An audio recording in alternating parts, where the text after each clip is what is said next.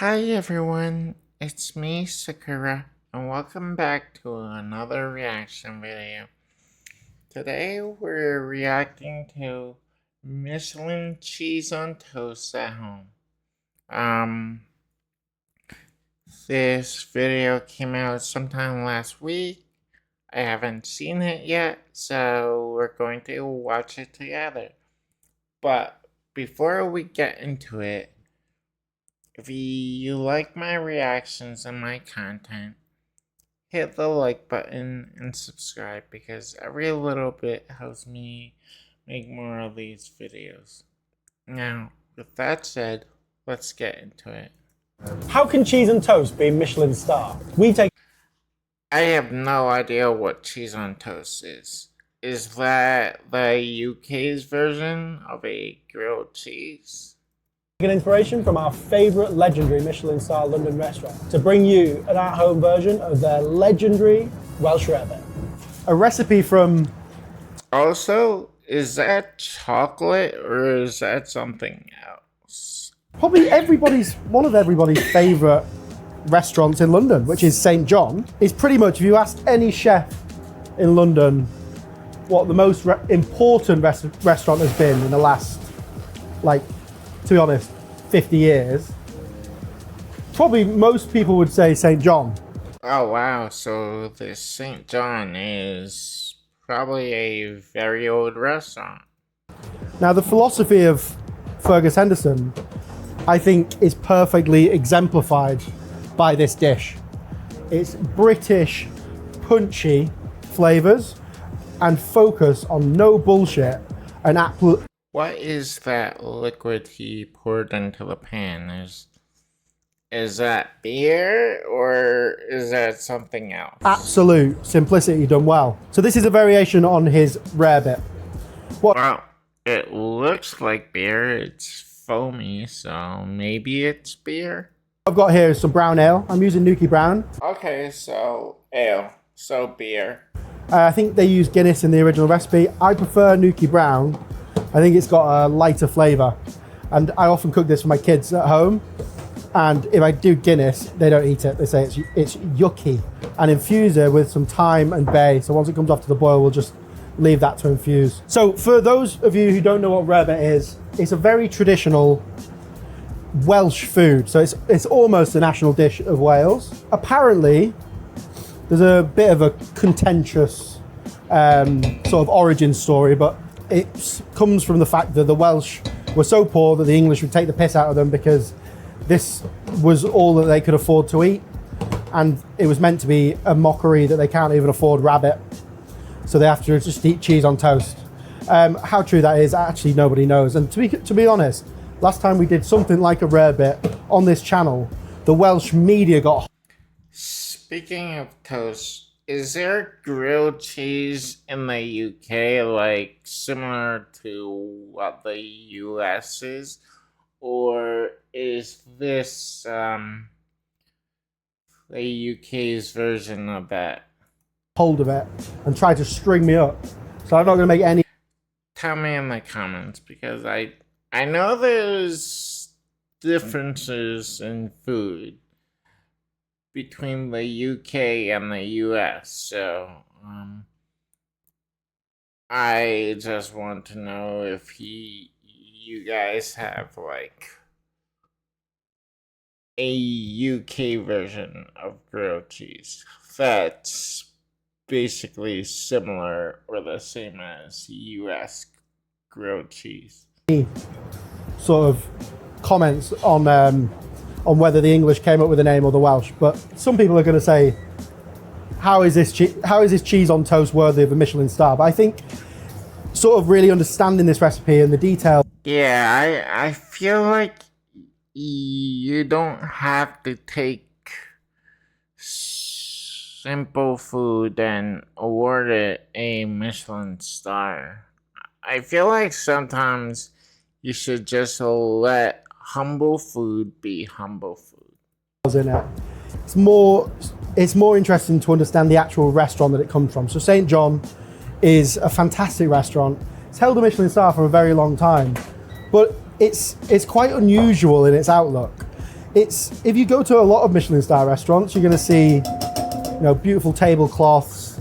You've got a massive wine list, and to be honest, what St. John I still don't understand the idea behind a tire company awarding stars to restaurants. I don't understand that. I don't understand the hype behind it. I don't know why people take recommendations about food or restaurant from a tire company. did, it turned the idea of what fine dining is on its head. So from a chef's perspective, it basically made us question why we're throwing that in the bin. And he came up with a whole nose to tail philosophy. Specials are written daily. It's a fucking cool place with cool people. They're all wearing flared trousers before they're even a thing like they are today. And you really get to focus on what hospitality is rather than all the pomp and bullshit of fine dining. As with all good bechamel bases, we're going to start with a roux. So the difference is here, what we want to do is we want to take this quite far. So we want, with all of the rarebit recipe, what we're looking for, the reason we're using brown ale or dark ale, we're getting colour into the roux base as well. So we're going to take this to a sort of like a nutty brown colour. You want to sort of smell biscuits when this butter's foaming, and that's just the flour toasting. Okay, so we're nearly there. So rarebit was really, really popular it basically became really popular as a pub food, and it's cheap. You can completely understand why you want to have this with beer. It uses beer as well in the base. So what we've got here, it's just turned into this golden colour. You just want to really watch it at this stage because it can easily go too far. So this is it. It just looks like, it's starting to look a little bit more like caramel. There's so many steps to this. But I guess when you elevate food, you add all these extra steps. And then we're going to add in our beer bit by bit. So add the first bit, turn your pan down, and then mix until fully incorporated. It smells a little bit like digestive biscuits. So we've done this recipe a couple of times, and the amount of cheese that you add in makes it just like a bit likely to split.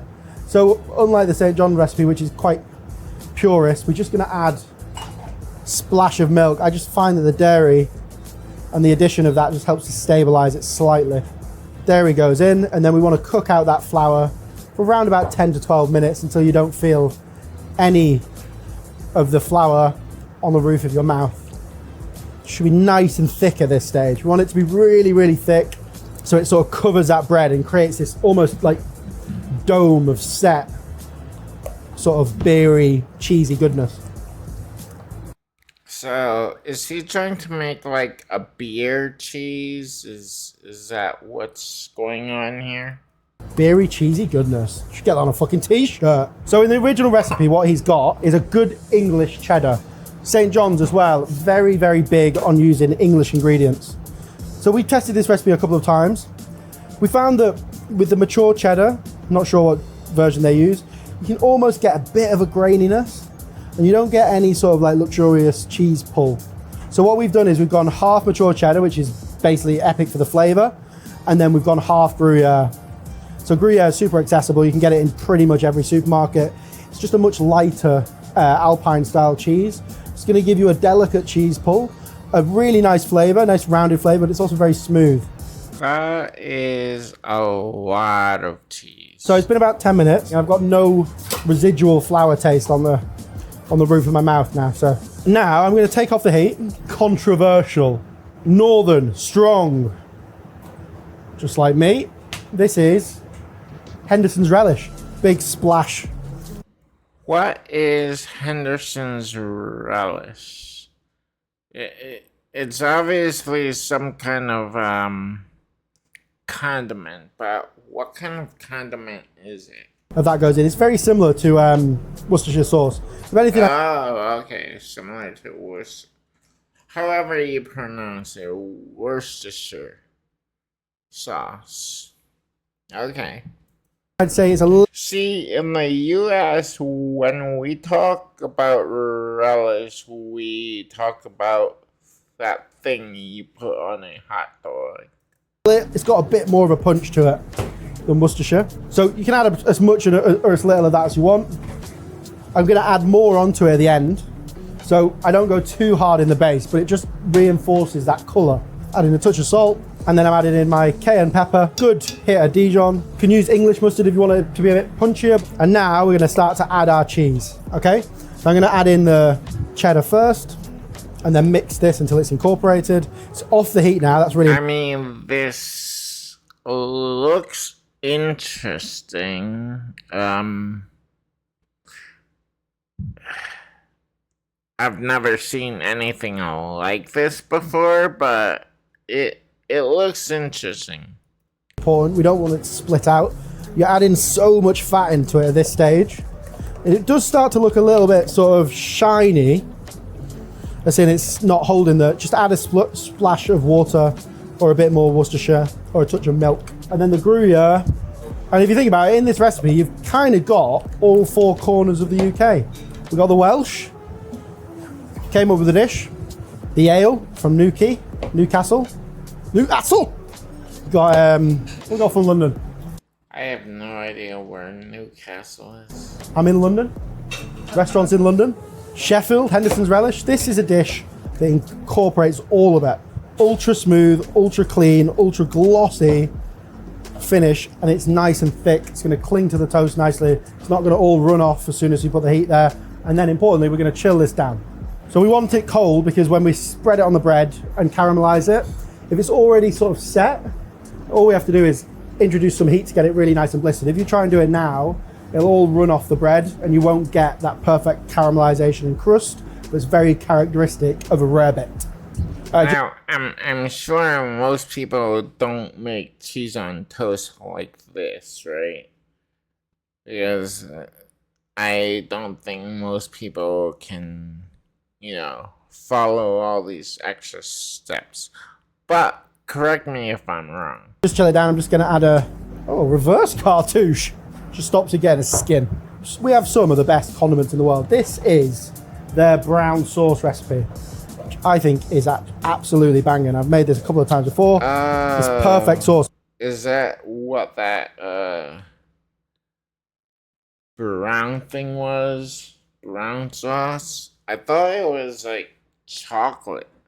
So we've varied it to create our walnut ketchup that we serve in all of the restaurants. The big debate, brown or red with the bacon butty. It's probably apart from Brexit, that's probably the second most hotly debated. I'm guessing there's apple in it. Thing in the UK, and well, it shouldn't even be a debate really because it's always got to be brown sauce. Maybe it's a apple-based sauce.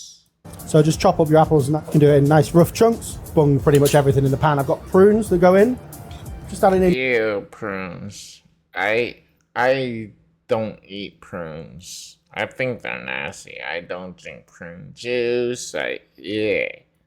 Two different types of sugar. So I've got half muscovado, half caster sugar. I find it just gives it a little bit more depth. And then we just go in there with 2 banana shallots. If you don't get shallots, you can just use a equivalent of one white onion, and we just add our spices in. So for this, we're adding some ginger, a little bit of dried ginger, cayenne pepper, some ground mace, some cinnamon, and just a little bit of clove. It needs to reduce, just do its thing for about 45 minutes. The veg and fruit to be completely broken down, and you're looking to reduce and make that sauce really nice and thick. Last second, just add a touch of salt. That's going to help it break down, and then whack a little cartouche on top so it reduces and breaks down at the same time. Okay, so whilst that's cooking, we can get on and finish the rarebit. Sourdough is the best bread to use for this, and in fairness, Let's see, very, very crusty bread. That looks like the type of bread that'll cut the roof of your mouth. Bit is the best way to use old sourdough, so it's kind of a match made in heaven.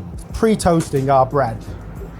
So if you start with really stale bread, there's no need to do this. So what I like to do with my rarebit is just add some butter. For me, the flavors that go on in a rarebit are just literally perfectly enhanced with Marmite. So Marmite is actually originally a byproduct Yeah, Marmite. Yeah. from the brewing process. So it makes a lot of sense that it works together. Do people really eat Marmite? It's yeast, right? It's some kind of yeast thing. Do people in the UK really eat that stuff? If you do, put it in the comments. In this. And then just a little bit more Dijon as well, just to help reinforce that heat and spice. Oh, for fuck's sake. So yeah, you did see that. That is me failing to make toast. We'll start again. Don't you fucking get involved. So why don't you just put it in a toaster if you're trying to make toast? I'm sure even a Michelin star restaurant has a toaster. Always walks in at the wrong time. Our bread's lightly toasted. Don't take it all the way because it's still got a lot more cooking to do. Just gonna sort of spread on a good layer Marmite and mustard butter, foundation for flavor. Okay, so with our mix, basically create a little bit of a dome on top of the bread, which we'll then flatten out with a palette knife. And then whilst you're doing this, just make sure you've got your grill on. That is a lot of whatever it is. Probably the highest it can possibly go. 200 degrees kind of thing would be good. Starting from the outside in, we'll always make sure that you've got sort of good coverage. A little bit of water, take a palette knife. Now this is optional. If you like it rough, you know, it can basically, it still looks good like that, but I just like to just give it a really simple smooth off. We want this outside to caramelize quite quickly, but we want the inside to just melt. Like, we're happy with the toasting of our bread. So under the grill, nice and hot, and keep your eye on it. It will burn quite quick. Wait, is that supposed to be the cheese that whatever he spread on top of the bread? Brown sauce, which has been cooling down.